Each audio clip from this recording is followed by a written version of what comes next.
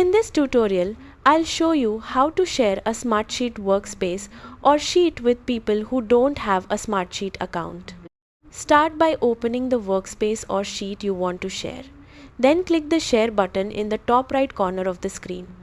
In the sharing panel, enter the email address of the person you want to invite. They don't need an existing Smartsheet account to receive your invitation. Next, choose their permission level. You can select Viewer if they only need to see the information, Commenter if they need to leave feedback, or Editor if they need to make changes. If you'd like, add a short message explaining what you're sharing and any instructions they should know before accessing it. Once everything looks good, click Share. Smartsheet will send an email invitation with a link to the shared workspace or sheet.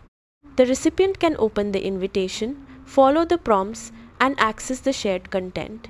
You can return to the sharing settings anytime to update permissions or remove access if needed. That's how to share Smartsheet with non-users. Thanks for watching, and I'll see you in the next tutorial.